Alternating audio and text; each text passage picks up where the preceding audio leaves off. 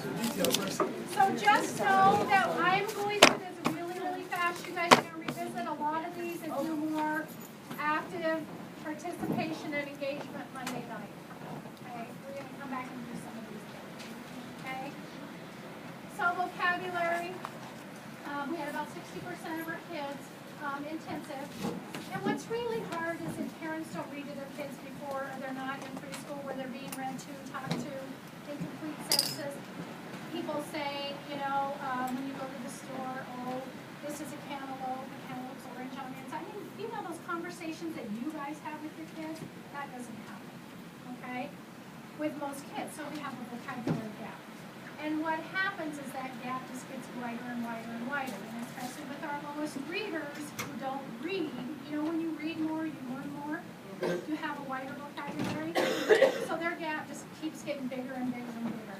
So after decoding, if we get decoding taken care of, and kids are still not comprehending, it's usually because of vocabulary and background knowledge. And I bet you can think about your kids when you're doing some of your stories, like an SFA or maybe other times, that they don't get it, and you're thinking, why don't they get it?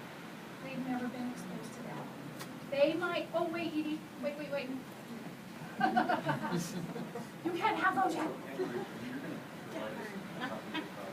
Yeah, I can. And Edie's gonna email me. Yeah, that's fine. Yes, but it's actively engaging. Some of you are writing so fast. Well, and I'm talking fast, I'm sorry. It's usually if they can't comprehend, it's usually a vocabulary, background knowledge issue. It's not that your kids can't comprehend, it's that they don't know a lot of those words that carry meaning in the text. Okay? So you have to spend a little bit more time looking through your text when you're planning, saying what words am I going to just have to explain to them really, really quick? What words am I going to have to go into the text and say this? Another word that means the same thing as this one. Let's read it with this one. Now, does that make sense to you? Do it before kids read, because you want them to understand it when they read, not afterwards. We don't want to come back afterwards and they say, I didn't know this word, I didn't, and you never go back and read it. They're not getting the meaning of the text. So we're sort of going backwards from what SFA's telling us to do with them. Right. Okay. And that's okay. No, I agree with you. No, I mean. When I said we were going to make some changes. No, I agree with it. Yeah. Yeah. But good question, thank you. Yeah, we are going to implement some best practices. You have to do that with every course, not just SFA. We're looking at things that we can support corrective reading with. So it's just any court. My school had hard court. We had to do a lot of adjustments with it. If you don't know what the word's telling you, right. You don't know what the whole thing's So saying. think about if you're reading something new and there were about 10 words in there that you didn't know. Did you get anything from reading it? Would it have been better if somebody would have explained that before you read it? Okay, that's that scaffolding and support your kids need. Now, not every, maybe your high group, your kids don't need that. So if I wanted to read a story to my kids, and if I read it before they even read it, and I say, okay, today we're going to read a story, and this story is going to be about, can I give them a little guidance that way and help them out, so when they do read it, they're going to, oh yeah. Yeah, I mean, you can build some background knowledge. A good way to do that is read another story that's kind of talking about the same thing. Yeah. Is that the LC for an SFA? Is that like, does anybody know that? Is that what the listening comprehension is supposed to do?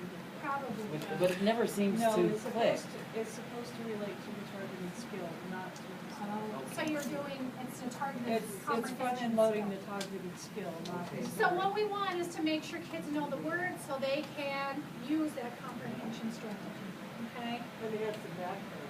They have some background. They have some connections. Because, you have nothing to hook that to or connect that to. It's just going to go right over here, okay? Lack of knowledge of academic and other words, which are academic words, are just your words that you use in school.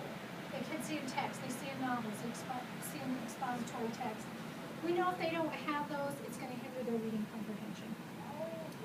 So we know that our students, we're going to give them direct, explicit vocabulary instruction that focuses on the high utility and academic words. I'm gonna talk to you about tier 1, tier 2, and tier 3 words. Our high utility and academic words are tier 2 words. They're words that the students are gonna hear, they're gonna see in reading, we want them to use in writing, we want them to understand it when somebody's speaking, like you're talking to your kids in science or whatever, we want them to know those words, so they understand what you're telling them, okay? So what happens with your kids at this level is, if that gap is pretty wide, they're gonna really have a difficult time understanding the text, aren't they? They have such a gap with their vocabulary words and their background knowledge that this is where you're gonna see it right here. They're not gonna see it so much at K1 and 2. Because your words, the words that the kids are having to read that they don't know, carry the meaning for the text. So they're not gonna comprehend that. Okay? So you think, think of some of your textbooks that you have. Think of some of those words in there. Think about if they didn't get some of those words. Are they gonna understand that at all? Okay. All right. So tier 1 words, those are the words that kids just learn in conversation. They've learned just from parents talking to them, from coming to school. They're easy words that we can just show them a picture if they don't know it. But like book, bed, skirt, house, dog, and cat. Those are your tier 1 words. We don't need to spend time talking about those words. Okay? Do your kids really not know those? Oh, well, okay, I understand. Well, I did the other day, I tried to get him to pick the first word out of the sentence. I couldn't get it. Did he not know what it meant, or he couldn't read it? I figured it out that he didn't know what first meant. Oh, okay, so So I see, said, it's one. What's the number one word there? It's in the- first is a tier 2 word, okay? So that they may not know that. Yeah. And maybe at home, mom doesn't say daddy's first, huh? Okay. So our tier 2 words are the words that students are expected to encounter in their textbooks, statewide assessments, and novels. Okay? Those are the words that students will likely encounter again in other content areas across all contexts. If they're going to hear it,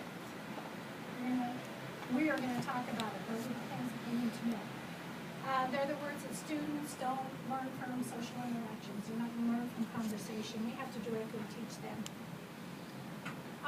So it's direct and explicit, which we are changing the way you do SFA vocabulary, so just know that. We're also going to start implementing it into your corrected reading. Because with new Common Core standards, your kids have to have been exposed to grade level vocabulary, grade level text, and grade level comprehension and skills. Because what happens is if we, and when we get them caught up, if we haven't exposed them to any of those things, then are they really caught up? No. No. But they're not going to be reading that. To start out with, we're going to do vocabulary with them, and we're going to read the stories to them. Okay? So say you have mostly 4th graders in a corrected reading group. We're going to start your kids out with the 4-1 vocabulary words. You're going to read the 4-1 story. We're going to get where we're doing some other reading strategies to help them maybe work through that a little, because they're going to have to do it on a state assessment, right? Okay? We want to help them as much as we can. We know they can't access that by themselves. We're going to help them. So how, We're I'm gonna just, be reading to them at the grade level. Like That's listening the word you comp. will be So reading. it's listening comprehension will be at their grade level. oh, okay, so Not instead of, at their instruction. subject matter textbook So they, In a basal, SFA basal. Yes, thank you for asking this question. at 4th grade level. So Yes. So that will instead be of reading explained more Alexander's Monday. Bad Day, I'll be doing an SFA 4th grade level. Right. And just know, that's the expectations with Common Core, is that your kids are exposed. They don't have to read it, we can support them through that, but they have to be exposed to those vocabulary words and those comprehension skills and strategies. It's way above them, we'll do listening comprehension for those kids, but we'll still be talking about those comprehension skills and strategies. So when we get to these words, it's okay to say, you know, like they might not know what a void is, you know. I'm gonna show you a routine Okay. for that, yes, Right. thank you for asking. So tier 2 words are central to comprehension, okay? They're the words that we have to teach. Here are some tier 2 words. Okay, your can't see behind here, but this says multiple meaning words, okay? One of them is run, okay? If I said to you, I have the runs, would I be in here? Probably not, okay? I want you with your partner to take about 15 seconds and think about all the different ways we use the word run.